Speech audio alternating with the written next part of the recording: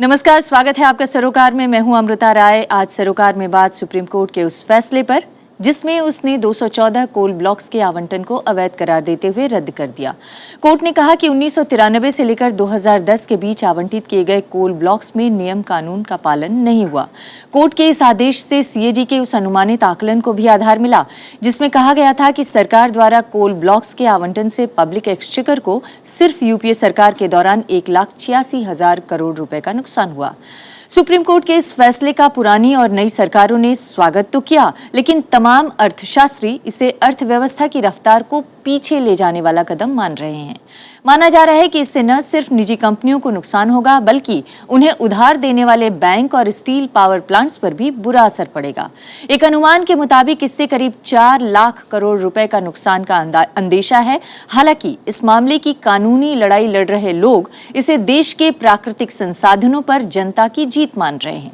मगर असली चुनौती नई सरकार के सामने है कि वो कोल ब्लॉक्स के आवंटन में पारदर्शिता की कौन सी प्रक्रिया अपनाए जिससे न अर्थव्यवस्था को नुकसान पहुंचे और न ही जनता को।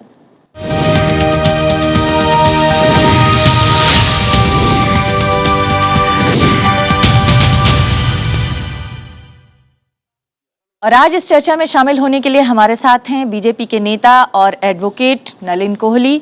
हमारे साथ सुप्रीम कोर्ट में एक और एडवोकेट सुदीप श्रीवास्तव हैं जो कि कोयला घोटाले के मामले में दायर कई याचिकाओं में से एक याचिका दायर करने वाले हैं। और हमारे साथ इसके अलावा फिक्की के डायरेक्टर जनरल अरविंद प्रसाद जी हैं।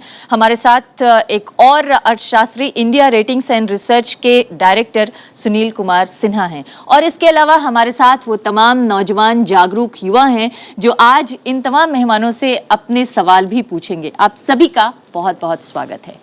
इस चर्चा को आगे बढ़ाएं उससे पहले देख लेते हैं दरअसल सुप्रीम कोर्ट के इस फैसले का मतलब क्या है और इसका राजनीतिक असर क्या होने जा रहा है।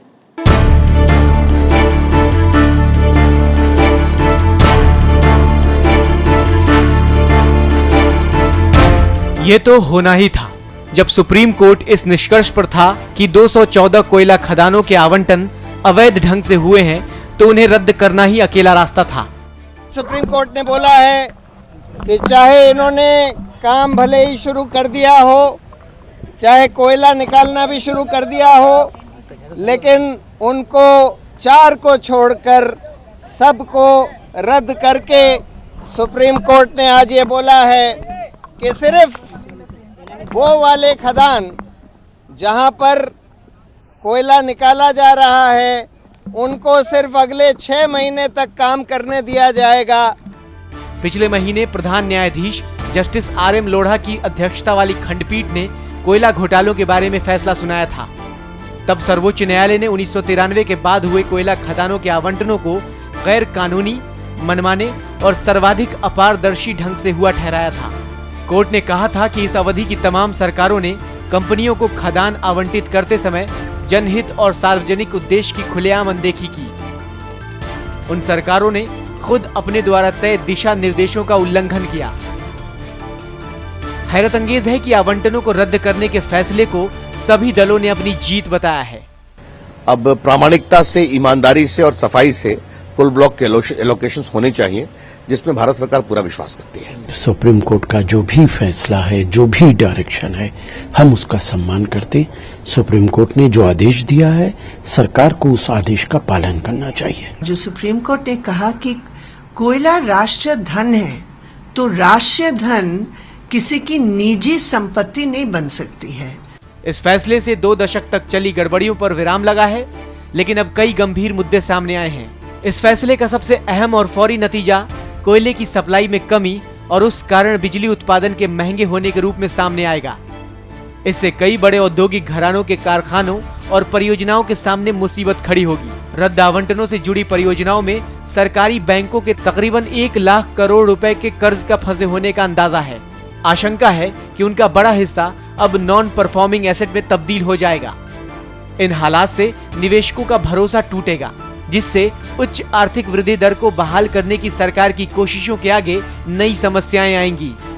इनके अतिरिक्त एक अहम सवाल है कि क्या कोल इंडिया लिमिटेड इन सभी खदानों में खनन और सही समय पर पर्याप्त मात्रा में कोयले की आपूर्ति कराने में सक्षम है। और आखिरकार एनडीए सरकार के सामने कोयला क्षेत्र के बारे में स्पष्ट एवं पारदर्शी नीति बनाने की चुनौती आएगी। सरकार इस कोयला खदानों को पब्लिक सेक्टर में रखेगी अथवा निजीकरण की राह अपनाएगी। नीलामी हुई तो ये कैसे सुनिश्चित किया जाएगा कि इस राष्ट्रीय संसाधन का उपयोग निजी स्वार्थ के लिए नहीं बल्कि देश के विकास के लिए होगा? ये गंभीर और पेचीदा सवाल है। कोयला घोटाला देश को इनके बरक्स छोड़ गया है।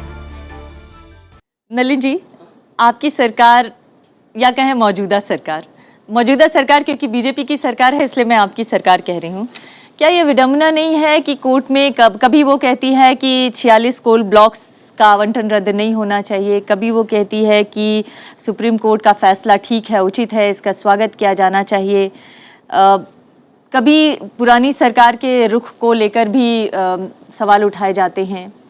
क्या ये विडंबना नहीं है? नहीं, विडंबना नहीं है। इसको पूर्णता में देखना पड़ेगा। मतलब टोटलिटी में आप देखेंगे फिर समझ आती है बात। कोल आवंटन की एक प्रक्रिया थी, 93 से चली, कोर्ट भी उस पर बोल रही है। कोर्ट ने अब कहा है कि 93 से जो है प्रक्रिया गलत है। 93 से लेके 2004 की पीरियड में जो टोटल 218 कोल ब्लॉक्स हैं उनमें कई कम थे, अधिकांश जो थे ऑलमोस्ट 2/3 जो हैं वो 2004 और 2010 के बीच हुए। 2004 और 10 के बीच में ये फोकस आया जब सीएजी की रिपोर्ट आई, जो अंततः फिगर्स को लेकर कई अलग अलग मॉडल्स हैं, लेकिन अंततः जो फिगर्स था 1,86,000 करोड़ का। और उस प्रक्रिया को लेके कि उस प्रक्रिया में क्या क्या कमियां आई थी उसको लेके बहुत विस्तार से बातचीत की गई है, जो कोर्ट के निर्देश में भी स्पष्ट है। अब इसको देते भारतीय जनता पार्टी, हमारे हंसराज अहिर थे, प्रकाश जावड़ेकर, इन विषय को उन्होंने काफी उठाया। हम लोग लगातार कह रहे थे इसमें दिक्कत है, भ्रष्टाचार हुआ है। फाइनल मैंने सवाल ये पूछा था नलिन जी कि ये 1993 से लेकर 2010 तक के फैसले के बारे में, ये सुप्रीम कोर्ट का ये फैसला था। 1993 से लेकर 2010 के बीच में आपकी सरकार भी आई, हाँ, 6 साल एनडीए की सरकार, जी। उस दौरान भी कोयला ब्लॉक्स आवंटित किए गए। तो आप लोग केवल यूपीए सरकार पे क्यों फोकस मान रहे हैं? मैंने इसीलिए सवाल पूछा था, क्या ये विडंबना नहीं है कि तमाम राजनीतिक दल जिन लोगों ने अपनी सरकार के रहते इसको अलॉट किया, अब वो कह रहे हैं कि कोर्ट का फैसला स्वागत योग्य है? इसका जवाब देंगे क्यों इसमें विडंबना नहीं है, मैं आपको समझाता हूं। पॉलिसी की नींव या किस प्रकार से पॉलिसी होगी, स्क्रीनिंग कमेटी सब 93 में बनी।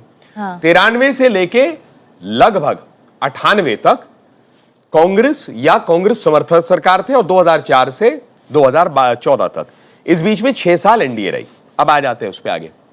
जो कोर्ट के जब आप निर्णय को पढ़ते हैं, फाइनल वर्डिक्ट को पढ़ते हैं, तो उसमें जो प्राइम फोकस है एक पॉलिसी को लेके कितनी मैनिपुलेशन हो पाई, कितनी उसमें प्रॉब्लम्स आई, वो 2006 से प्राइमरली 2010 के पीरियड में दिखाई देती है। और अगर कोर्ट की टिप्पणियां भी आप देखेंगे वो स्पष्ट हैं। मैं 3-4 वाक्य उसमें से पढ़ रहा हूं।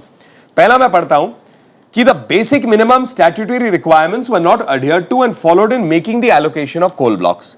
The screening committee did not follow any objective criteria in determining as to who should be selected or rejected. It is no coincidence that a large number of allottees are either powerful corporate groups or shady companies linked with politicians and ministers, and those who come with high-profile recommendations. Most of these allottees were in fact ineligible for the allocation by misrepresenting facts, etc., etc.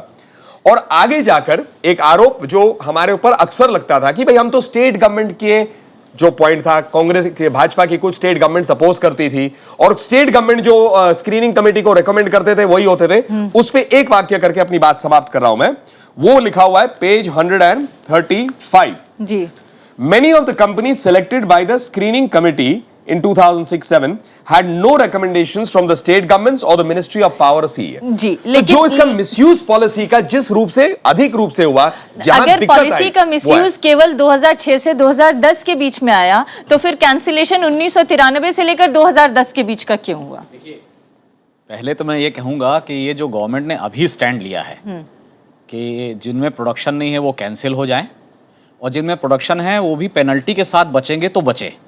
और एक तरीके से government ने court को कहा कि ये सारे कैंसिल होते हैं तो हमें आपत्ति नहीं है। तो मैं ये मानता हूं कि ये सरकार ने, भारत सरकार ने, वो किसी भी पार्टी की हो, एक अच्छा स्टैंड लिया। हैविंग सेड दैट, मैं ये बिल्कुल क्लियर कर दूंगा कि ये एक ऑल पार्टी स्कैम है। इसमें 93 से लेके 98 तक कांग्रेस की या कांग्रेस समर्थित सरकार ने 5 ब्लॉक आवंटित किए, 34 ब्लॉक्स आवंटित किए एनडीए सरकार में, और उसमें भी अगर आप ध्यान दें तो 2003 में 21 ब्लॉक आवंटित हुए, 2004 में चुनाव है, 2004 से लेके 2009 के बीच 155 ब्लॉक अलॉट हुए, तो वो तो रैम्पेंट है। हाँ, मैक्सिमम जो गड़बड़ी है वो डेफिनेटली यूपीए 1 की है जी। और वो इसलिए ज्यादा महत्वपूर्ण है कि उसके पहले बिडिंग का प्रपोजल आ गया था। एनडीए के समय बिडिंग का प्रपोजल नहीं था और सुप्रीम कोर्ट के जो कमेंट्स हैं कि सारी स्क्रीनिंग कमेटी में गड़बड़ी है, वो एनडीए के पीरियड को भी कवर करती है, वो यूपीए के पीरियड को भी कवर करती है। और वो स्टेट गवर्नमेंट्स वाला जो एंगल है उसको भी आप जरूर बताइए। दूसरी बात यह है कि ये स्क्रीनिंग कमेटी का पैटर्न क्या था। स्क्रीनिंग कमेटी में स्टील, सीमेंट, पावर के सेक्रेटरी, कोल इंडिया के अधिकारी और 1-2 कंपनी, सरकारी कंपनी के अधिकारी के साथ में स्टेट गवर्नमेंट का रिप्रेजेंटेटिव होता था। पॉलिसी ये थी कि किसी एक एंड यूज प्रोजेक्ट के लिए, स्टील प्रोजेक्ट के लिए, पावर प्रोजेक्ट के लिए ब्लॉक मिलेगा, तो उस पावर प्रोजेक्ट की ग्राउंड पे क्या स्थिति है ये बताने की पूरी जिम्मेदारी स्टेट गवर्नमेंट की थी कि वहां पे उसके पास जमीन है कि नहीं है, वो सीरियस इन्वेस्टर है कि नहीं है, उनकी फाइनेंशियल और टेक्निकल कैपेबिलिटी क्या है। तो आप ये कह रहे हैं कि अगर 155 कोल ब्लॉक्स 2004 से 2009 के बीच अलॉट भी हुए तो उसमें भी स्टेट गवर्नमेंट्स की पूरी सहमति रही? सारी स्टेट गवर्नमेंट ये जो उन्होंने कमेंट पढ़ा और ऑक्शंस, एक मिनट, ये जो कमेंट पढ़ा नलिन जी ने कि बहुत जगह स्टेट गवर्नमेंट की रिकमेंडेशन को नहीं माना गया, ये एकदम सही है। 155 में से कम 15-20 ऐसे ब्लॉक हैं जहां स्टेट गवर्नमेंट ने किसी और को रिकमेंड किया, वहां भी दूसरी जगह वो उस रेफरेंस में वो कमेंट सुप्रीम कोर्ट ने किया है, लेकिन मैक्सिमम में स्टेट गवर्नमेंट की रिकमेंडेशन ने क्रूशियल पार्ट अदा किया। महाराष्ट्र की कांग्रेस सरकार हो, बंगाल की लेफ्ट की सरकार हो, या उड़ीसा की बीजू जनता दल सरकार हो, या छत्तीसगढ़ मध्य प्रदेश की भाजपा सरकारें हो, जी, सब इसमें कहीं ना कहीं शामिल है। और एक आखिरी बात मैं आपको बताऊंगा कि सबसे मजेदार यह है कि केंद्र में एक ट्रांसपेरेंट सरकार के नाम पर मोदी जी जीत के आए हैं और इस सरकार ने एक, जो शुरू में मैंने कहा कि एक अच्छा स्टैंड लिया कि कैंसिल हो जाए। केंद्र सरकार की ये स्टैंड लेने के बावजूद छत्तीसगढ़ की सरकार ने, जो भाजपा की है, बाकायदा एफिडेविट फाइल किया और 9 सितंबर को बहस की कि ब्लॉक रद्द नहीं होने चाहिए। चलिए, ये भी बीजेपी की एक दूसरी सरकार, स्टेट गवर्नमेंट सरकार के पास। इसके सामने ये भी, क्योंकि इन्होंने अपनी याचिका दर्ज की थी, तो इनसे ये भी आप डिटेल लीजिए कि कितने कांग्रेस सरकारों ने स्टेट्स के, उनके रोल्स क्या थे। पूरे शामिल हैं। नहीं, जिस तरह से छत्तीसगढ़ सरकार आई एफिडेविट दाखिल करने के लिए, क्या कांग्रेस समर्थित सरकारें भी आई? नहीं, महाराष्ट्र सरकार ने तो ये स्टैंड लिया कि ये नुकसान हो रहा है स्टेट को, रद्द होने चाहिए, महाराष्ट्र सरकार ने। लेकिन इसमें आप किसी एक पार्टी को आप वो नहीं कर सकते। जी, और अभी का स्टैंड अच्छा है। जी, अरविंद जी, मैं आपसे ये जानना चाहती हूँ, आप अर्थशास्त्री हैं और आपको मैं मान के चल रही हूँ कि आप इंडस्ट्री की तरफ से बोलेंगे। क्या अर्थशास्त्री भी इस कैंसिलेशन को अच्छा कदम मान रहे हैं? देखिए, हमारी तरफ से, फिक्की की तरफ से भी ये बार बार कहा गया है कि जो भी नेचुरल रिसोर्सेस एलोकेशन होता है या जहाँ भी गवर्नमेंट के साथ इंडस्ट्री का इंटरेक्शन होता है, वो बहुत ही ट्रांसपेरेंट तरीके से होना चाहिए, क्योंकि ओवरऑल इंडस्ट्री बॉडी उसी से बेनिफिट होती है कि जो भी एलोकेशन मेथड है वो ट्रांसपेरेंट होना चाहिए। इस जजमेंट में सुप्रीम कोर्ट ने ऑब्वियसली, जैसे श्रीवास्तव जी ने कहा, कि कई बैकग्राउंड को देखते हुए ये जजमेंट किया है, लेकिन अच्छा ये होता कि जिसमें गड़बड़ी हुई है उसको गड़बड़ी को डिटरमिन करते हुए अगर कैंसिल किया जाता, रेदर देन इस आधार पर कि सरकार को पावर नहीं था, शक्ति नहीं थी, तब ये एक अच्छा मार्गदर्शक निर्णय होता कि सरकार को एक नियम से काम करना चाहिए और जो नियम को वायलेट करके इंडस्ट्री या जो पार्टिसिपेट किए हैं उनको भी इस तरह का नुकसान होना चाहिए। लेकिन वो प्रक्रिया अभी भी अंडरवे है, सीबीआई अभी भी जांच कर रही है, और जिन्होंने इस प्रोसेस में क्या होता है, और खासकर जब लंबी अवधि लगती है 93 से 2014 में आज हमें 21 साल के बाद, तो कई ऐसे इंडस्ट्रीज हैं जो इससे एसोसिएटेड नहीं थे एलोकेशन प्रोसेस से, फाइनेंशियल इंस्टीट्यूशंस, दूसरे लोग, वो सारे एकाएक प्रभावित हो जाते हैं और इससे बड़ा ही अनसर्टेन इन्वायरमेंट क्रिएट होता है और इंडस्ट्री के लिए अनसर्टेनिटी जो है वो सबसे बड़ा नुकसानदेह होता है। जी, सुनील जी, कि ये एक अच्छा कदम रहा या फिर इंडस्ट्री को कहीं ये लग रहा है कि जो 20 साल से चली आ रही नीतियां थी उस पर अचानक एक साथ सबको एक ही ब्रश से पेंट कर दिया गया? आप लोग किस तरह से देख रहे हैं? मेरा जवाब जो है बोथ येस एंड नो में है। येस इसलिए कि जैसा नलिन जी भी कह रहे थे कि अनिश्चितता ख़त्म हो गई, क्योंकि अनिश्चितता के दौर में निवेश को बहुत ज़्यादा नुकसान होता है। तो अनिश्चितता खत्म होना तो 20 साल बहुत से जरूरी। अनिश्चितता थी, आप ये मान रहे हैं? मैं नहीं, अनिश्चितता तो नहीं थी। जो भी प्रोसेस आप फॉलो कर रहे थे उसमें खामियां जरूर थी, और जब उस खामियों को सुप्रीम कोर्ट में जब भी याचिका दायर हुई वो चीज़ उजागर हुई, और उसके बाद जो भी सुप्रीम कोर्ट का फैसला आया उसके बाद कम से कम एक पक्ष तो ये है कि अनिश्चितता खत्म होती है। परंतु साथ ही साथ आपको ये भी देखना पड़ेगा कि इसका जो कॉस्ट है इकोनॉमी के लिए या इंडस्ट्री के लिए वो कितना हेवी है। तो मेरा ये अपना मानना है कि अनिश्चितता खत्म होनी चाहिए, ट्रांसपेरेंसी ज़रूर आनी चाहिए सिस्टम में, चीज़ें जो है उसमें सुधार भी होना चाहिए। परंतु साथ ही साथ हमें कभी भी ऐसा नहीं करना चाहिए कि आप 2 कदम आगे बढ़ाएं और 1 कदम पीछे खींचे, क्योंकि ये भी जो है अपने आप में जो है एक तरीके से इकोनॉमी के ऊपर इम्पैक्ट करने वाला कदम है।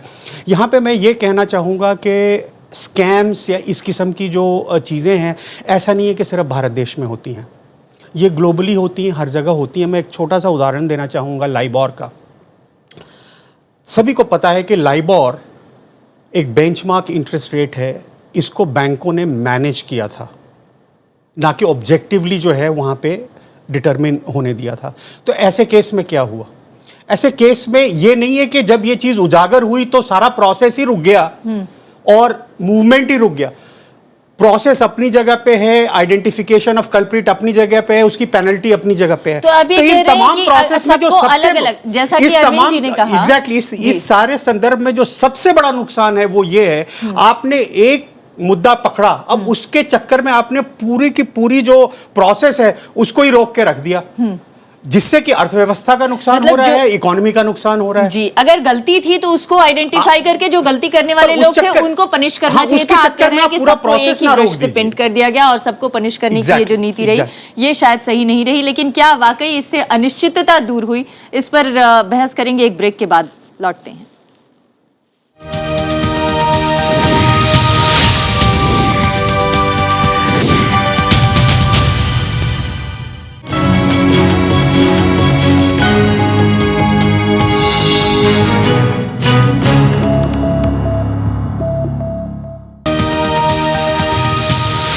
नलिन जी, मैं सुप्रीम कोर्ट के छोटे छोटे सवालों में नहीं, बड़े बड़े मुद्दों पर जाना चाहती हूँ। जो सवाल आपने उठाया और जो सवाल अरविंद जी ने उठाया, मैं उसकी तरफ ले जाना चाहती हूँ आपका ध्यान। ये दोनों ही कह रहे हैं कि बड़ा सवाल ये था कि अगर बिजनेस माहौल को ठीक रखना है, अर्थव्यवस्था को पटरी पर रखना है, तो ज़रूरत इस बात की है कि अनिश्चितता खत्म हो। इनको उम्मीद है कि अनिश्चितता खत्म होगी, लेकिन इनकी बातों से लगता नहीं है कि अनिश्चितता भी खत्म हुई है। सवाल एक और भी है, ये बार बार ये भी सवाल उठा रहे हैं कि सबको एक ही साथ क्यों पनिश किया गया? जो लोग गैर कानूनी काम कर रहे थे, जो मिली भगत कर रहे थे, जो गड़बड़ी कर रहे थे, उनको उनके साथ तो ये होना चाहिए था। आपकी सरकार ने भी जाके एफिडेविट दिया था और कहा था कि 46 कोल ब्लॉक्स जो अभी काम कर रहे हैं उनको थोड़ी राहत दी जाए, और सुप्रीम कोर्ट ने उन्हें 6 महीने की राहत देने की भी कोशिश की। हालांकि उनके ऊपर लेवी बेसिकली 214 जो लेवी चार्जेस लेकिन बहुत हेवी लगाए हैं। लेकिन बड़ा सवाल ये है कि क्या इस फैसले के बाद हम ये उम्मीद कर सकते हैं कि जो नेता, जो कंपनी मालिक और जो अफसरों की मिली भगत होती थी वो रुकेगी अब, और जो अनिश्चितता का माहौल जिसके बारे में सुनील जी ने इशारा किया वो माहौल खत्म होगा? आपका सवाल अच्छा है और महत्वपूर्ण है। इसको आप इस रूप से देखिए, बिग पिक्चर एनालिसिस जिसकी बात करेंगे। पहली बात क्या है, 3 हम ऐसे निर्णय उठाते हैं। मैं सरकार में राजनीतिक रूप से नहीं कह रहा, मैं कह रहा हूं जो निर्णय आए और कोर्ट में गए और क्या हुआ। कोल ब्लॉक अभी इससे पूर्व 2G, उसमें भी एक सिमिलर सिचुएशन था, भाई आवंटन हुआ था, सही गलत क्या है, लेकिन उसको रद्द कर दिए तो एक नया लेवल प्लेइंग फील्ड हुआ। और एक रेट्रोस्पेक्टिव टैक्सेशन का वोडाफोन का केस है, विच अगेन उसके भी बहुत दूरगामी परिणाम हुए, विच इज रिलेटेड टू निवेश, विच इज रिलेटेड। ये 3 है निर्णय, इन तीनों में स्पैन अलग है। रेट्रोस्पेक्टिव एक एग्जीक्यूटिव डिसीजन है शॉर्ट टर्म, उससे पूर्व 2G जो है एक डिसीजन है एक गवर्नमेंट के पीरियड, और कोल लॉन्गेस्ट है जिसका जाता है 1993 टू नाउ। अब आप इसको एक अलग रूप से देखें, सही है कुछ कंपनियां हानि खाएंगी, एक किस्म से उथल पुथल तो होना ही है क्योंकि निर्णय आ गया है, लेकिन जो मैं अनिश्चितता हटने की बात कह रहा हूं, इसकी इंपॉर्टेंस क्या है कि बिजनेस में दो चीजें बहुत इंपॉर्टेंट है। एक लेवल प्लेइंग फील्ड और प्रिडिक्टेबिलिटी उस लेवल प्लेइंग फील्ड की, कि भाई ये प्रक्रिया है, इस प्रक्रिया के तहत कानून, that's what rule of law is, कि इस प्रक्रिया के तहत यदि मैं ऐसा काम करूंगा तो दिक्कतें नहीं आएंगी, नहीं करूंगा तो दिक्कतें आएंगी। प्रोसेस गलत है, इसको कोर्ट ने कहा, प्रोसेस का मैनिपुलेशन उससे ज्यादा गड़बड़ है। लेवल प्लेइंग फील्ड की जो मैं बात कर रहा हूं। सेकंड, उतना ही महत्वपूर्ण है यह मैसेज कि यदि कोई चीज गलत चली आ रही है, गलत चलते चलते चलते हम ऐसे कर दें कि कोई बात नहीं, अब गलती हो गई हमसे, इसको माफ कर देते हैं, एक नया सिस्टम कर देते हैं, तो क्या ऐसा हम कर सकते हैं? तो मुझे लगता है इसमें सबसे बढ़िया जो आ रहा है कि चाहे पॉलिटिकल क्लास हो, चाहे बिजनेस क्लास हो, एग्जीक्यूटिव हो, हर जगह यह मैसेज रीइटरेट हो रहा है कि गलती अगर आप गलत नीति से या गलत सिस्टम से कुछ भी आप करेंगे, चाहे 20 साल लग जाएंगे, 12 साल लग जाएंगे, 15 साल लग जाएंगे, लेकिन गलत गलत पकड़ा जाएगा और आपको दिक्कत हारनी पड़ेगी। लेकिन तो यही अवसर आ जाता है राष्ट्रीय हित में। इसको मैं बीजेपी कांग्रेस कुछ नहीं कह रहा, नहीं, लेकिन राष्ट्रीय हित में कि transparency, predictability, certainty of process को एस्टैब्लिश करेंगे तो आगे की, अब की नींव जो है, आगे के लिए कोई दिक्कतें खड़ी नहीं। लेकिन मैं अरविंद जी से एक सवाल करवाना चाहती हूँ इनफैक्ट, और उनकी तरफ से पूछना चाहती हूँ। तमाम कंपनियां जो आपकी सरकार में आपकी नीतियों के तहत कोई चीज हासिल करती हैं, कोई कॉन्ट्रैक्ट हासिल करती हैं या कोई उन्हें एलोकेशन मिलता है, वो अगले 10 साल या 20 साल बाद जाके फिर से कैंसिल हो जाए, या फिर वो अपने सरकार का ठप्पा लगा हुआ कागज दिखा के कोई अपना बिजनेस आगे चला सकेंगी, इस बात का क्या भरोसा है? इसीलिए total systemic approach, big picture जो मैंने क्यों कहा, बड़े तस्वीर को मद्देनजर रखते अति महत्वपूर्ण और जरूरी है।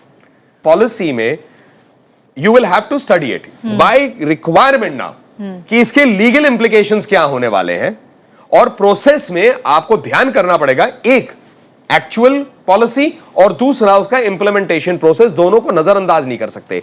देखिए, ये बहुत ज्यादा मिसकंसेप्शन है कि इकोनॉमी को कोई बहुत मेजर नुकसान होने वाला है। और ऐसा इसलिए है क्योंकि किसी भी व्यक्ति को पूरे तथ्य नहीं मालूम है। 2013 तक 2,86,000 करोड़ रुपए इन पर निवेश हुआ है। ये सरकार का एफिडेविट दाखिल हुआ जुलाई 2013 में। उस 2,86,000 करोड़ के निवेश में केवल 8,832 करोड़ रुपए कोल ब्लॉक में निवेश हुआ। बचा हुआ 2,77,000 करोड़ रुपए दिखाया गया उन एंड यूज प्रोजेक्ट में निवेश हुआ है जो इन कोल ब्लॉक से जुड़े हुए हैं। लेकिन अगर कोल ब्लॉक्स आवंटन रद्द होता है तो वो एंड यूज प्रोडक्ट भी तो असर मुझे बताने दीजिए। जब हमने उस 2,77,000 करोड़ का एनालिसिस शुरू किया तो हमने पाया कि ये जो फिगर हैं ये 10 गुना एग्जेगरेटेड है, और एग्जाम्पल के साथ बताया। जैसे आप देखिए, भूषण स्टील को Jamkhani block 6,80,000 ton sponge iron plant के लिए और 135 मेगावाट पावर प्लांट के लिए लगा। सरकार के ही जो डॉक्यूमेंट लगे थे और जो और भी इंडस्ट्री के आंकड़े हैं, उसके हिसाब से इस प्रोजेक्ट की कॉस्ट 1,500 करोड़ से ऊपर नहीं होती है। उसमें जो निवेश दिखाया गया वो 27,069 करोड़ रुपए दिखाया गया। जब अटॉर्नी जनरल जो आप गुजर गए हैं वहनावती जी, इसको बता रहे थे, हमने पॉइंट आउट किया और कहा कि ये गलत फिगर है। वो उन्होंने कंटेंट किया कि ये कोल कंट्रोलर से आया है, सीए सर्टिफिकेट पे बेस्ड है कंपनीज के। तो मैंने कहा कि जो ये कह रहा है उसको एफिडेविट फाइल करने बोलो, और मैं एफिडेविट फाइल करता हूं कि ये 10 गुना एग्जेगरेटेड है। और आपके ही डॉक्यूमेंट में आप कंपेयर करिए, अगला ही ब्लॉक है चित्रपुर कॉर्पोरेट इस्पात का, वो लगभग उसी कैपेसिटी का है, उसके प्रोजेक्ट की कॉस्ट से कंपेयर कर लीजिए। जज ने कंपेयर किया, कोर्ट में मजाक की स्थिति बन गई। जस्टिस कुरियन जोसेफ ने तो ये तक कहा, ऐसा तो नहीं कि 0 ज्यादा लग गए हैं। नेक्स्ट हियरिंग में जनवरी में जो हुई, अटॉर्नी जनरल ने बकायदा एडमिट किया कि ये फिगर्स वेरीफाइड नहीं है, ये बेस्ड ऑन कंपनी सर्टिफिकेट है। अब इस पूरे स्कैम का प्रेमाइस क्या है? पूरे स्कैम का प्रेमाइस है कि इस कंपनियों के द्वारा जो भी प्रोजेक्ट रिपोर्ट सबमिट की गई, जो जो तथ्य बताए गए, उस पर आंख मूंद कर राज्य सरकारों और केंद्र सरकार ने भरोसा करके ब्लॉक अलॉट किया।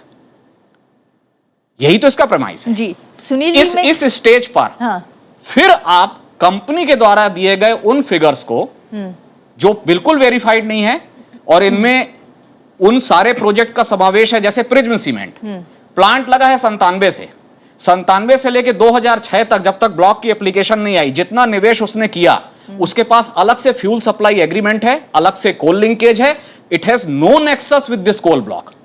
वो निवेश इसमें जोड़ के दिखा दिया, और ऐसा हर कंपनी ने किया है। नहीं, आपकी बात मुझे समझ में आ गई। सुनील जी, मैं ये जानना चाहूंगी, एक तो मनमाने तरीके से अलॉटमेंट हुआ, लेकिन दूसरी तरफ मनमाने अमाउंट क्यों पेश करती रही कंपनियां, और अब फिर वैसा ही कुछ जो सुदीप श्रीवास्तव के अगर शब्दों में कहें तो वैसा ही कुछ एग्जेजरेटेड अमाउंट लॉस का भी दिखाने की कोशिश की जा रही है, ताकि देश में एक ऐसा माहौल बन सके कि ओ ये बहुत गलत हो गया।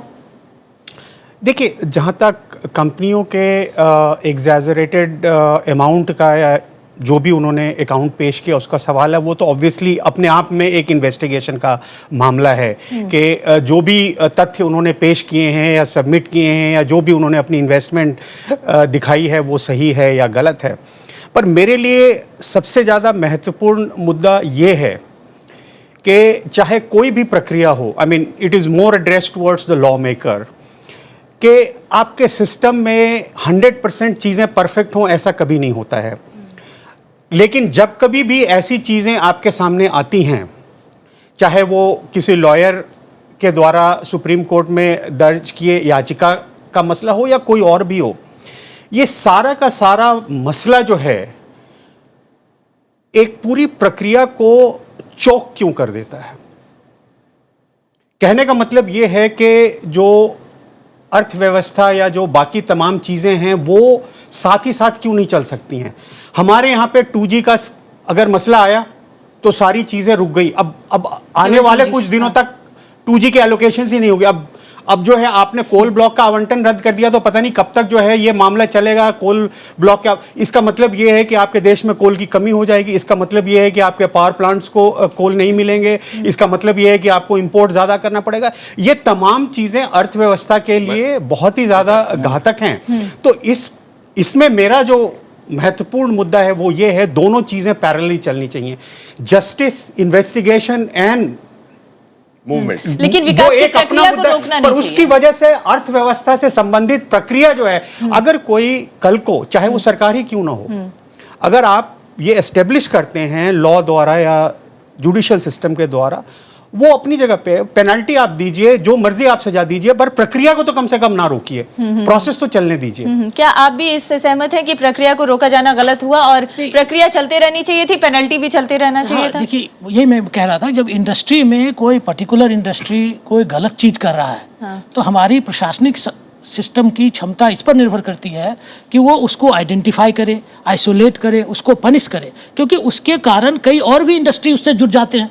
तो एज ए इंडस्ट्री बॉडी हम लोग हमेशा एडवोकेट करते हैं कि जो कोई गलत कर रहा है उसको आइडेंटिफाई करिए, उसको पनिश करिए, उसको उजागर करिए, तो उससे अनिश्चितता डेफिनेटली खत्म होगी और एक फेयर एनवायरनमेंट आएगा। लेकिन ये नहीं कि हम उसको, चूंकि वो करना डिफिकल्ट है, इसलिए सबसे आसान काम, उससे अनिश्चितता की बात उठ रही थी, तो अनिश्चितता खत्म हुई कि नहीं हुई? अब अनिश्चितता इस ट्रांजैक्शन में अगर खत्म हो भी बड़ा सवाल ये उठाया कि जरूरत इस बात की है कि पॉइंट आउट कीजिए कि कहाँ पर गलतियां हो रही है और तभी हमारी सिस्टम का रिस्पेक्टेबिलिटी रहेगी, तभी लोग उसमें क्रेडिबिलिटी रहेगी। एक कमेंट आपसे चाहूंगी, बता रहा हूं। देखिए, एक कमेंट डेविल्स एडवोकेट बन के ही बताऊंगा।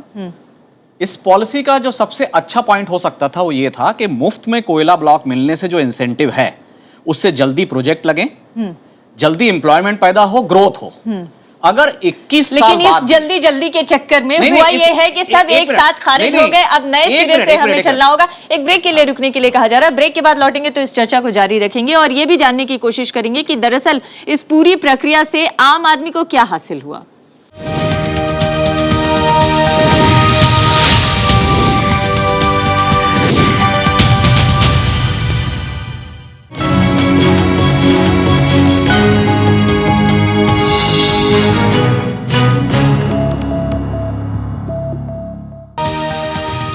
अर्थव्यवस्था के नुकसान की बात कर रहे थे। सुदीप जी आपके पास आए उससे पहले मैं नलिन आपसे जानना चाहती हूँ, 122 2G स्पेक्ट्रम आवंटन जब रद्द हुए थे तब भी अर्थव्यवस्था लड़खड़ा गई थी और तब भी ये बात कही जाने लगी थी कि कैसे अर्थव्यवस्था को पटरी पर लाया जाएगा। क्या आप जो दो अर्थशास्त्री हैं उनकी बातों से ये नहीं आभास कर पा रहे हैं कि एक बार फिर से वैसा ही बड़ा संकट खड़ा हो रहा है? सत्य की खूबी यह है कि उसको अलग अलग नजरिए से देख सकते हैं और वो ज्यादातर मध्यम में रहता है, एक्सट्रीम्स पे नहीं।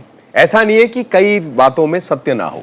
एक उदाहरण के लिए मैं कहता हूं, एक अगर हम लोग वैचारिक रूप से देखें तो एक लेफ्ट और राइट की लड़ाई होती है। लेफ्ट या सोशलिस्टिक थिंकिंग कहता है कि भाई सिर्फ हमें गरीबों की मदद करना है, सबको बराबर करना है, कैपिटलाइजेशन खराब है, स्टेट को ओन करना चाहिए रिसोर्सेज। कैपिटलिस्ट थिंकिंग या जो हम बाजारवाद की बात करते हैं, कहते हैं कि अवसर सबको मिलना चाहिए, जो मेहनत करेगा बढ़ेगा। लेकिन सत्य यह है कि दोनों के बीच में अगर बिजनेस और अर्थव्यवस्था नहीं होगी तो आपके पास धन भी नहीं होगा देने के लिए। बस एक सवाल और पूछना चाहती हूँ नलिन, आपकी सरकार क्या चाहती है? 1973 वाला नेशनलाइजेशन चाहती है कोल ब्लॉक्स में, या फिर 1991 के बाद से जो एक तरह से कहें उदारवाद आया अर्थव्यवस्था आप जो कह रहे, वही मैं इसलिए इसको कह रहा था और अच्छा इसी के साथ लिंक कर लेंगे आगे।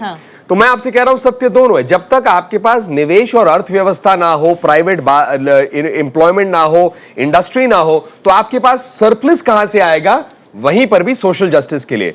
वैसे ही बात जो आप कह रहे हो 73 की नेशनलाइजेशन के लिए, इतिहास में कई चीजें होती हैं, कई बार दोहरा जाती हैं, कई बार उनसे लेकर एक नया मॉडल बनता है। जैसे अब क्या सरकार करेगी, सरकार का अधिकार है, मैं भी नहीं कह सकता। लेकिन उदाहरण के लिए कोल इंडिया एंटिटी है तो कोल इंडिया का रोल हो सकता है, दूसरी तरफ ऑक्शनिंग का ऑप्शन होता है। तो सरकार के पास विकल्प होते हैं। अल्टीमेटली बैलेंस करना पड़ेगा social justice, national resources and private enterprise. इन सब के बीच में कौन सा पहलू जो है सबको बैलेंस करते हुए देश के हित में चलता है, सबसे बढ़िया नीति वही निकलती है।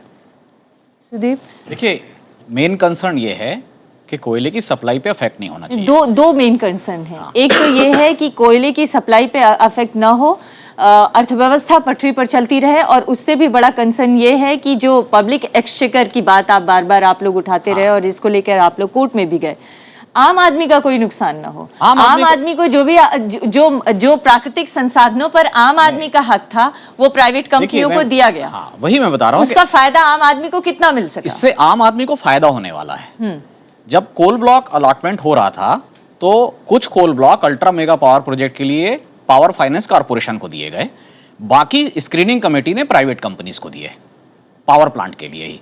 इन दोनों पैटर्न में अंतर समझ लीजिए कि जो पावर फाइनेंस कॉर्पोरेशन ने कॉम्पिटिटिव बिडिंग की, उसमें ₹1.19 का रेट आया। हालांकि प्रोजेक्ट 4000 मेगावाट है, थोड़ा बहुत बेनिफिट इकोनॉमिक्स ऑफ स्केल का है, लेकिन इसके कंपैरिजन में जिंदल पावर को कोल ब्लॉक दिया गया, वो ₹4 यूनिट में बिजली बेच रहा है। और जो विंडफॉल है वो ऐसा है कि 2 साल में पूरा निवेश उसका वापस आ गया। नेट प्रॉफिट 2-2 हजार करोड़ रुपए का है। तो ये जो महंगी बिजली बेच रहे हैं वो सस्ता कोयला लेके, और उसके मुकाबले कॉम्पिटिटिव बिडिंग में सस्ती बिजली मिल रही है। तो अब जो सिचुएशन है कैंसिल होने के बाद, जो प्रोविजन है वो यही है लॉ में, नया प्रोविजन के पावर कंपनियों को ब्लॉक दिए जाएंगे कॉम्पिटिटिव बिडिंग के आधार पर, उसको जो सबसे सस्ते रेट में बिजली देगा। तो वास्तव में तो अब जो ब्लॉक अलॉटमेंट होगा उससे बिजली सस्ती होगी। ये बिल्कुल गलत धारणा है। कंपनियां ये भरोसा दिलाएंगी कि अब बिजली आम लोगों को सस्ती मिलेगी। अब आप लोग क्या चाहते हैं? नहीं, जैसे ये है कि जब पहले तो एक बात है कि जो अब हो, कम से कम ये विश्वास होना चाहिए कि ट्रांसपेरेंट तरीके से हो रहा है, कंपेटिटिव तरीके से हो रहा है, सभी को इक्वल अपॉर्चुनिटी दिया जा रहा है, और यह भी विश्वास होना चाहिए कि सिस्टम ही ऐसा डेवलप किया जा रहा है, सेलेक्टिव तरीके से नहीं, सिस्टम से विश्वास किया जा रहा है। लेकिन मैं इस डिबेट में एक पॉइंट और लाना चाहता हूँ।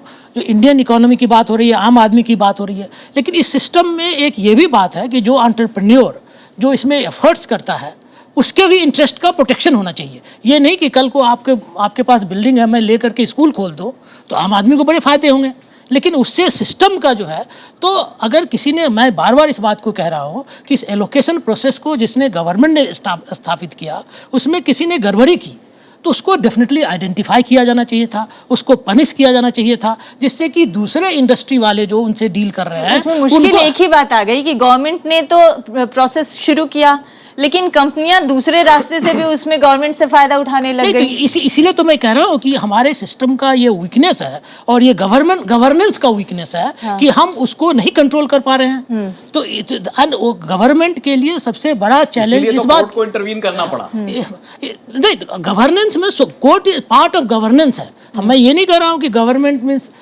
पॉलिटिकल गवर्नमेंट या पर्टिकुलर अथॉरिटी की बात। पूरे गवर्नेंस सिस्टम में अगर हम ये नहीं कर पाते हैं कि जो गलती करता है उसको आइडेंटिफाई कर पाएं, उसको सजा दिला पाएं और ब्लॉक सभी को कुछ कर दें, तो उससे उस गवर्नेंस सिस्टम का जो रेपुटेशन है उसमें कमी आती है। और जो जेन्युइन एंटरप्रेन्योर है, जो उसके साथ डील करना चाहता है, उसको भी एक अनिश्चितता की बात आज उठती है। और जो आप अनिश्चितता की बात कर रही थी, वही मैं कह रहा था कि अगर हमारा गवर्नेंस स्ट्रक्चर है जिसमें कुछ लोग मिलकर के ही सही, पॉलिटिकल सिस्टम से, जुडिशरी से, लॉयर से मिलकर के इसको मैनिपुलेट कर लेते हैं और हम उसको आइडेंटिफाई नहीं कर पाते हैं या आइडेंटिफाई कर पाते सजा नहीं दिला पाते हैं, तो वो हमारे गवर्नेंस सिस्टम पे रिफ्लेक्ट करता है, जिससे कि एक अनिश्चितता की वातावरण होता है। अनिश्चितता और अविश्वास के इस माहौल में क्या निवेश की संभावना आप आगे देख रहे हैं या आने वाले दिनों में कुछ और ज्यादा मुश्किल पेश आने वाली है अर्थव्यवस्था में? देखिए, जहाँ तक कोल आवंटन से संबंधित मसले का सवाल है, थोड़ी बहुत निराशा ज़रूर होगी जो बिजनेस कम्युनिटी या इन्वेस्टमेंट कम्युनिटी को, परंतु ओवरऑल जो है 2-3 ऐसे फैसले आ गए ना, आपने ही जिक्र किया, चाहे वो 2G स्पेक्ट्रम वाला मामला हो, चाहे इससे पहले वोडाफोन के रिट्रोस्पेक्टिव टैक्स का मामला हो, और फिर ये तीसरा ये मामला हो। तो ये लगातार एक के बाद एक जिस तरह का माहौल बना, इससे पहले लगातार पॉलिसी पैरालिसिस और अर्थव्यवस्था के लड़खड़ाने की बात होती रही। आज जिस हालत में है अर्थव्यवस्था, क्या उसे आप बेहतर स्थिति मानते हैं निवेश करने के लिए? देखिए, जिस हिसाब से माहौल बदल रहा था और उस बीच में जो ये निर्णय आया है, इससे थोड़ी निराशा जरूर हुई होगी। और जाहिर सी बात है, क्योंकि एक तरफ आप ये देखें, जो बैंक्स है उनका आप एक्सपोजर देखें, बैंक्स के एनपीएस की तरफ नज़र डालें तो जो बैंकिंग सेक्टर है उसको भी हिट मिला है। बहुत सारे जो स्टेट लेवल के जो आवंटन थे वो भी रद्द हो गए हैं, तो बहुत सारे स्टेट एक्सचेकर को भी या स्टेट गवर्नमेंट को भी इससे, तो बहुत सारे स्टेक होल्डर हैं, सबके अपने अपने जो है कारण हैं और अपनी तरह से उनको जो है इससे या तो कुछ जो है धक्का पहुंचा है। परंतु जहां तक प्रोस्पेक्टिव निवेश का सवाल है, एक उम्मीद ज़रूर जगी है कि आने वाले समय में जो है ये जो अनिश्चितता का माहौल है इस जजमेंट के बाद कम से कम ख़त्म होगा, क्योंकि सरकार जब नई पॉलिसी लाएगी, चाहे वो बिडिंग रूट से हो या जो भी हो, तो that will be more transparent और शायद जो पिछले जो आवंटन हुए थे उस तरीके का हश्र इस आवंटन। उम्मीदें क्या हैं? तो ओवरऑल जो स्थिति है मेरी समझ से अभी भी, अगर मैं ओवरऑल तो इन्वेस्टमेंट क्लाइमेट आज से अगर मैं ये कहूँ 2 साल पहले या 3 साल पहले से ज़रूर बेहतर है, और आने वाले समय में मुझे उम्मीद है कि ये और भी बेहतर होगा, क्योंकि सिर्फ कोल आवंटन ही जो है वो ये तय नहीं करता है कि देश में जो है माहौल अनिश्चितता का है या निश्चितता का है। जी, लेकिन बड़ा सवाल यह है कि विश्वास के इस संकट को सरकार संभालेगी कैसे? एक ब्रेक के लिए रुकते हैं, ब्रेक के बाद लौटेंगे तो यहाँ पर जो युवा हैं वो भी आप लोगों से सवाल करेंगे, और नलिन आपसे भी जरूर ये पूछेंगे विश्वास का ये जो संकट अभी इस वक्त में पैदा हुआ है उसे कैसे संभाला जाएगा, क्या नई नीति अपनाई जाएगी? ब्रेक के लिए रुकते हैं।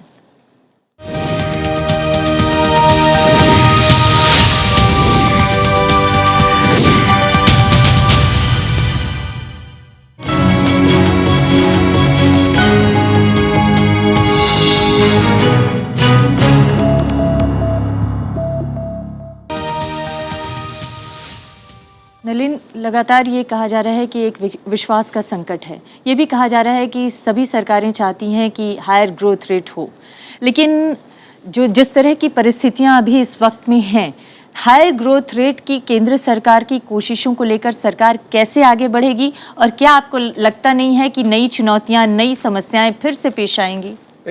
3-4 बातें हैं अमृता जी। पहली बात यह है कि सही कह रहे हैं आप कि चुनौतियां हैं, और ये हर सरकार के सामने चुनौतियां होती हैं, क्योंकि यही तो गवर्नेंस की बात है, चैलेंजेस को रखते हुए हम सॉल्यूशंस ढूंढें। लेकिन इस केस को लेकर एक, जिसको मैं अवसर कहता हूं, सरकार ने भी माना, क्या नीति होगी मैं कह नहीं सकता क्योंकि ये सरकार का अधिकार है और देश हित में कुछ निकलेगा, लेकिन इसमें कई चीजें हम देखें। एक तो मैसेज आ गया है ब्रेक फ्रॉम द पास्ट।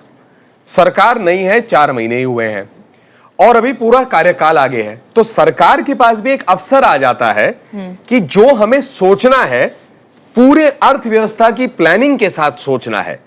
कभी कभी बीच में या सरकार के अंत कार्यकाल के अंत में ऐसे निर्णय आए तो करने के लिए स्कोप कम होता है। अब टोटल होलिस्टिक व्यू लेकर ये एक अच्छा अवसर है और मैं मानता हूं देश हित में ही कुछ अच्छा निकलेगा। चलिए, हमारे युवा क्या पूछना चाहते हैं आप लोगों से? मेरा प्रश्न ये है कि जो कंपनियों ने जो लोन लिया है बैंकों से, ये प्रक्रिया स्थगित होने के बाद, क्योंकि वो पैसे तो वापस लौटा नहीं पाएंगे, तो फिर ये जो जनता का आम जनता का जो पैसा है वो वापस कैसे मिलेगा, किस नीति के तहत उसे वापस मिलेगा? जी सुदीप।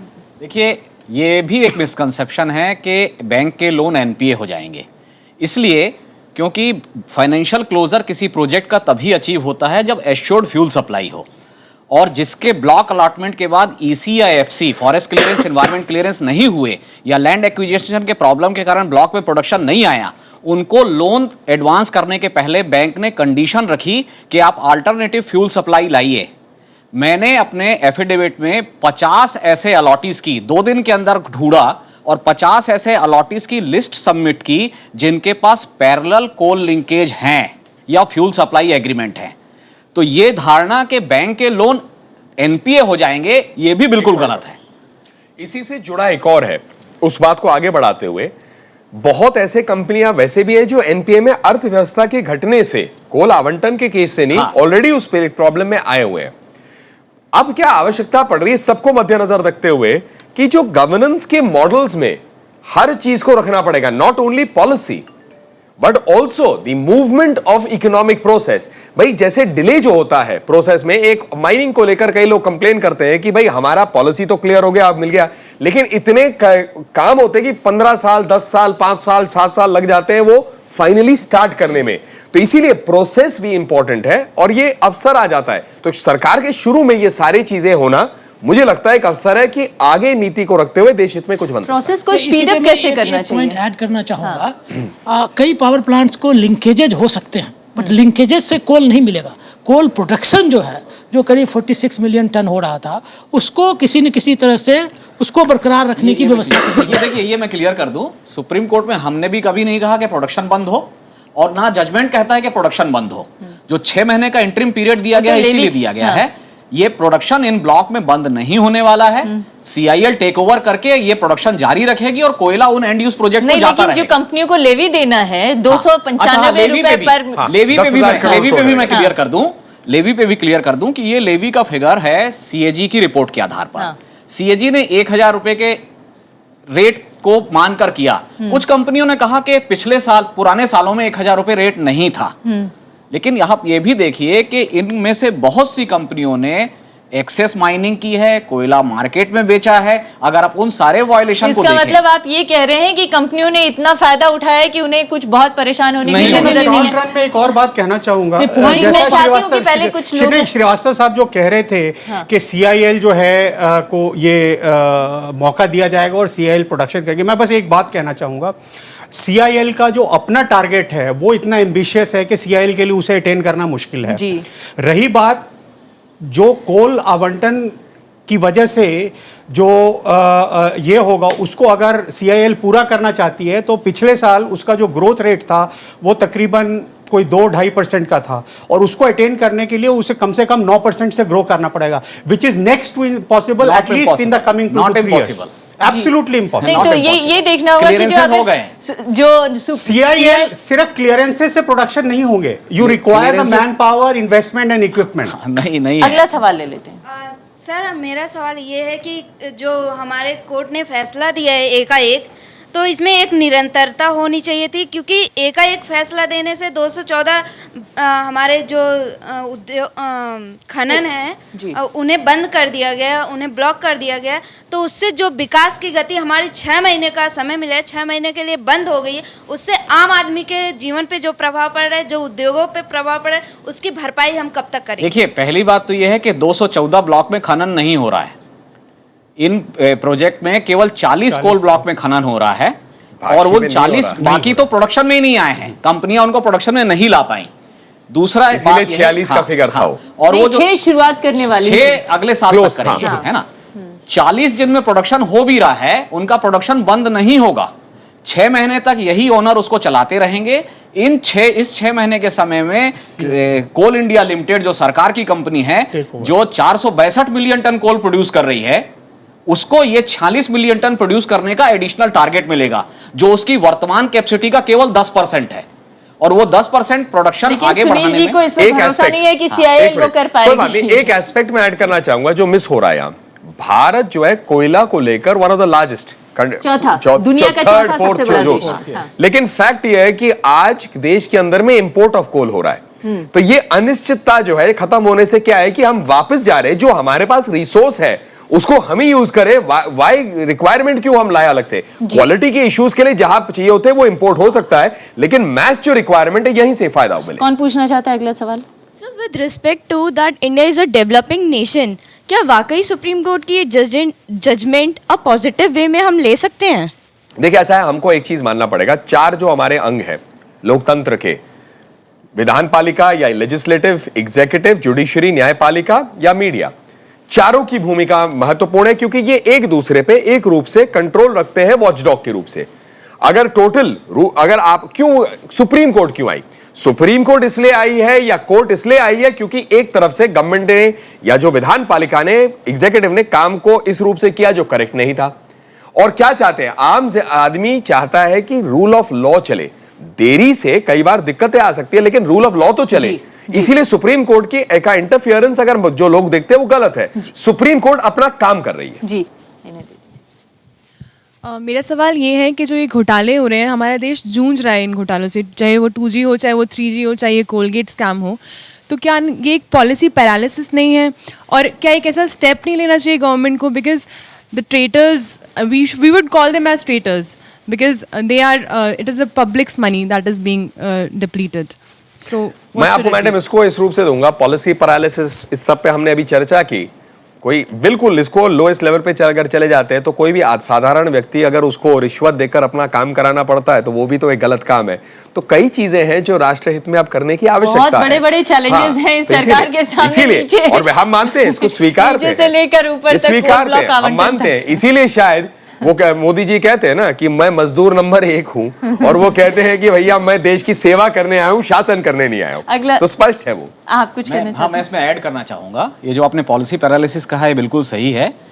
भारत के कॉर्पोरेट जगत को भी ये सीखना चाहिए कि रिफॉर्म का मतलब केवल एनवायरमेंटल लॉ में डाइल्यूशन, लैंड एक्विजिशन लॉ में डाइल्यूशन या फैक्ट्री लॉ और लेबर लॉ में डाइल्यूशन नहीं है।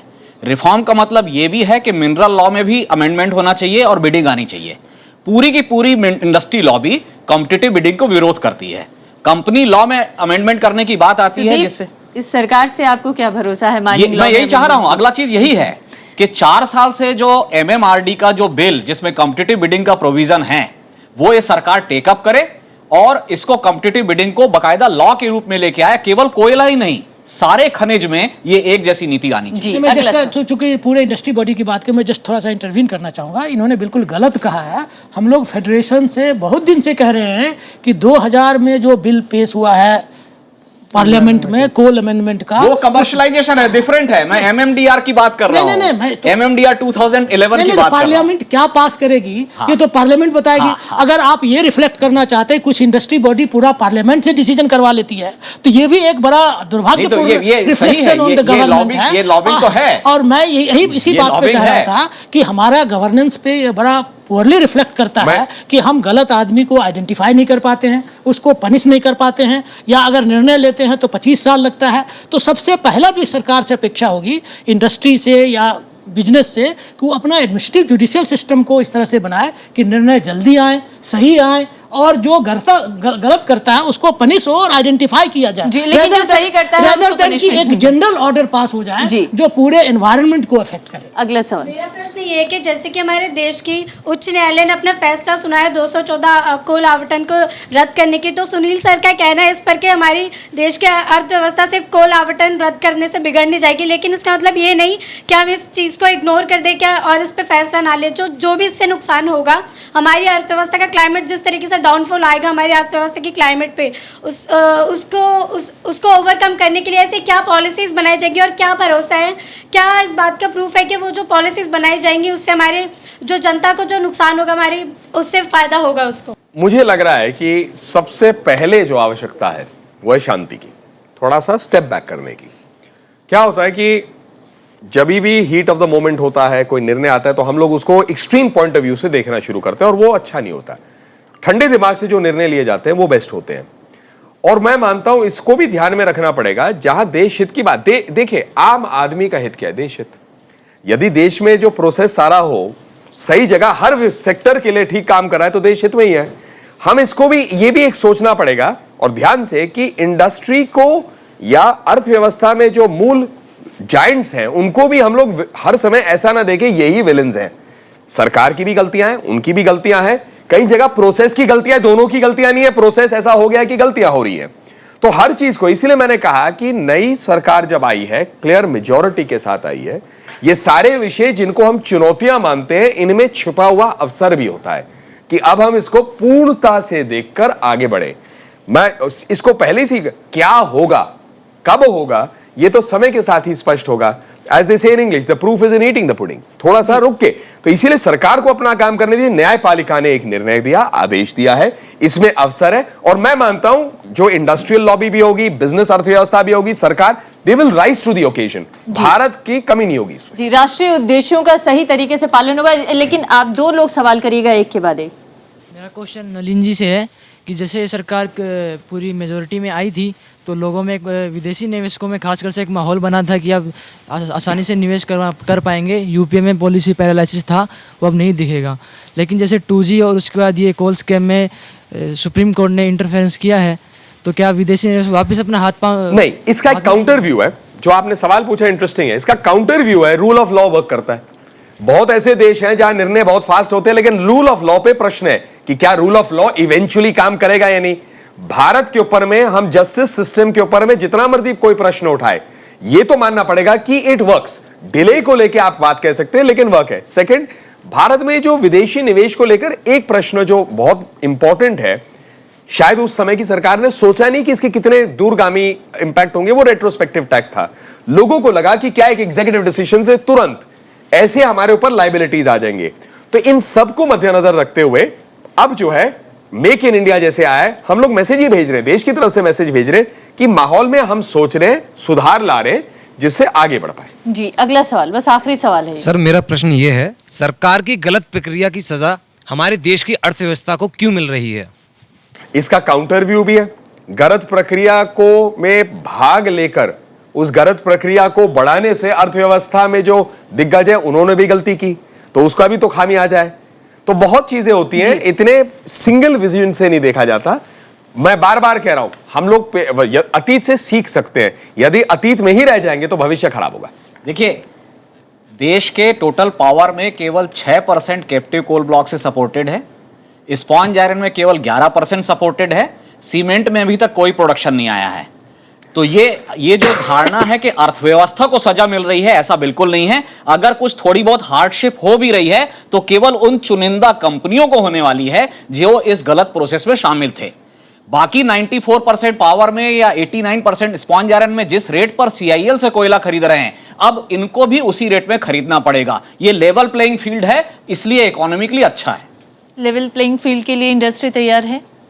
भविष्य का रास्ता क्या आप लोग चाहते हैं? ये बात तो तय है कि there was a rot and it needed to be removed. ये हुआ है, परंतु साथ ही साथ जो मैं हमेशा पहले भी कहता रहा हूं, अभी भी कहूंगा और आगे भी कहता रहूंगा, वो ये है कि जस्टिस की प्रक्रिया और इकोनॉमी की प्रक्रिया दोनों में सामंजस्य ऐसा होना चाहिए कि एक की वजह से दूसरी ना रुके। The unfortunate reality of India is कि जब हम कोई स्कैम उजागर करते हैं तो उससे जुड़ी हुई सारी प्रक्रिया को रोक देते हैं। अब कोल के आवंटन का मामला है, चाहे वो प्रोडक्शन से रिलेटेड हो, या ये सुप्रीम कोर्ट का एक अच्छा फैसला है कि उन्होंने ये कहा कि प्रोडक्शन चलती रहेगी, 6 महीने में टेक ओवर हो जाएगा। कहने का मतलब ये है कि रद्द करने के साथ उन्होंने ये नहीं कहा कि प्रोडक्शन ही रोक दो। हमने भी नहीं कहा किसी ने। तो मैं ये कह रहा हूं कि हमें इस किस्म के और तमाम ऐसे जो है तरीके ढूंढने पड़ेंगे जिससे कि अगर सिस्टम में कोई चीज गड़बड़ है तो वो उजागर हो, सही हो, परंतु साथ ही साथ प्रक्रिया भी चलती रहे, ताकि जो है ओवरऑल इकोनॉमिक ग्रोथ इकोनॉमी में बनी रहे, और जो हमारे जो युवा हैं इनका जो भविष्य आने वाले समय से जुड़ा हुआ है वो उन्हें कभी भी ऐसे वक्त पे ऐसा ना लगे कि आगे हमारे लिए कोई भविष्य रह ही नहीं गया। जी, लेकिन बड़ा सवाल ये है कि राष्ट्रीय उद्देश्य जो हैं और जो भी रास्ता अपनाए सरकार, चाहे वो नीलामी का रास्ता अपनाए चाहे राष्ट्रीयकरण का रास्ता अपनाए, मगर राष्ट्रीय उद्देश्यों के साथ तालमेल बना रहना चाहिए और राष्ट्रीय संसाधनों का उपयोग निजी धन संचय के लिए नहीं होना चाहिए, जिस तरह की आशंका पैदा हो रही थी और जिसके ऊपर बार बार ये सवाल कर रहे थे। मैं इस चर्चा को आज यहीं पे खत्म करना चाहती हूँ। ऐड करना चाहूंगा अंत में कि हमें डिबेट कोल एलोकेशन तक ही नहीं सीमित रखना चाहिए, हमें इसको इस अपॉर्चुनिटी को भी देखना चाहिए कि हमारा जुडिशियल एडमिनिस्ट्रेटिव सिस्टम जो है, जो इतना लंबा टाइम लेता है और इसके बाद भी आइडेंटिफाई करके पनिश नहीं करके एक जनरल टर्म्स में बात करता है कि गड़बड़ी हुई, लेकिन इसको भी सुधार करने की आवश्यकता है कि हम पिन पॉइंट करें, उसको पनिश करें और समय पे उसको सजा। आप कुछ कहना चाहते हैं? आखिरी कमेंट बोलिए। मेरा आखिरी कमेंट इतना ही है कि अर्थव्यवस्था को लेके अब जो है हमें एक ब्रॉड विजन रखना पड़ेगा, होलिस्टिक विजन रखना पड़ेगा, और भारत सरकार शायद इसी दिशा में काम कर रही है। चलिए, हम इस चर्चा को यहीं पर खत्म करना चाहेंगे। अर्थव्यवस्था को लेकर ब्रॉडर विजन जरूर हो सरकार का, लेकिन सबसे बड़ा सवाल ये है कि राष्ट्रीय संपत्ति का नुकसान नहीं होना चाहिए। राष्ट्रीय संसाधन किसी भी निजी कंपनी के हाथों में धन संग्रहण का उद्देश्य या विषय नहीं होना चाहिए। गलत निजी संकलन में ना हो। इस चर्चा में शामिल होने के लिए आप सभी मेहमानों का बहुत बहुत धन्यवाद और आपका भी धन्यवाद।